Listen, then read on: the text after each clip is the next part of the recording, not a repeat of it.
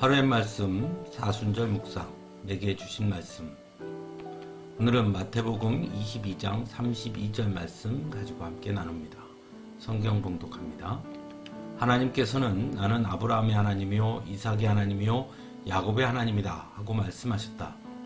하나님은 죽은 사람의 하나님이 아니라 살아있는 사람의 하나님이시다. 아멘. 마태복음 22장 23절에서 33절 말씀은 예수님과 부활이 없다고 주장하는 사두개파 사람들과의 부활에 대한 논쟁을 담고 있습니다. 사두개파 사람들은 7 형제에 대한 이야기를 하면서 마지가 장가를 들었다가 자식이 없어 죽음으로 아내를 그의 동생에게 남겨놓았고 둘째도 셋째도 그렇게 해서 7이 다 그렇게 하기에 이르렀고 결국 그 여자도 죽었다면 부활 때에 그 여자는 누구의 아내가 되겠습니까? 라고 질문합니다. 그에 대한 예수님의 대답은 죽은 사람들의 부활을 두고 행하면서 너희는 아직도 하나님께서 너희에게 하신 말씀을 읽어보지 못하였느냐? 하나님께서는 나는 아브라함의 하나님이요 이삭의 하나님이요 야곱의 하나님이다 라고 말씀하셨다. 하나님은 죽은 사람의 하나님이 아니라 살아있는 사람의 하나님이시다 라고 구약 성경의 출애굽기 3장 6절의 말씀을 인용하시면서 말씀하십니다.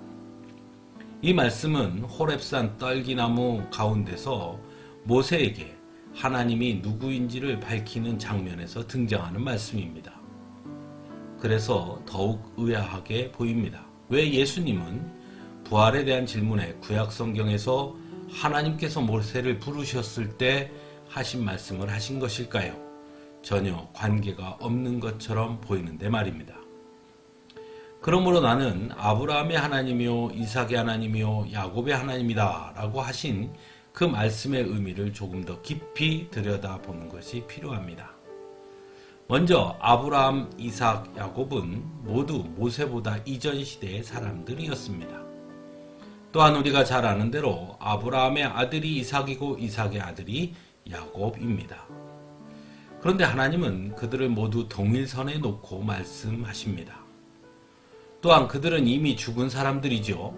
그러므로 정확하게 말한다면 아브라함의 하나님이었고 이삭의 하나님이었고 야곱의 하나님이었다라고 말하는 것이 옳은 것처럼 보여지기도 합니다. 그런데 하나님은 아브라함의 하나님이요 이삭의 하나님이요 야곱의 하나님이다 라고 말씀함으로써 현재형으로 말씀하고 있다는 것입니다.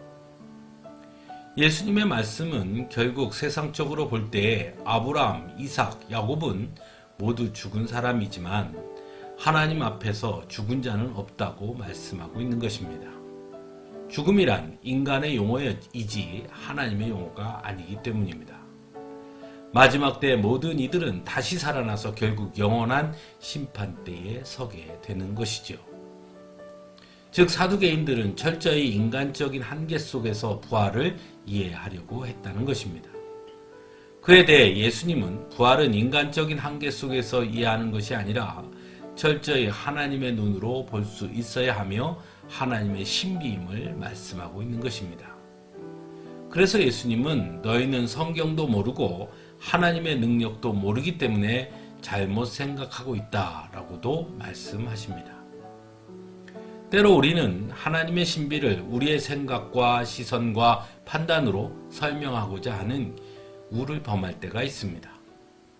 물론 하나님을 더 많이 더 자세히 알고자 하는 것은 매우 긍정적인 것입니다. 하지만 결코 인간은 하나님을 완전하게 파악할 수는 없다는 것을 인정해야 합니다. 왜냐하면 하나님은 우리보다 크신 분이고 오히려 우리가 하나님의 피조물이기 때문입니다. 그러므로 우리는 언제나 하나님 앞에 겸손해야 할 것입니다. 함께 기도하겠습니다.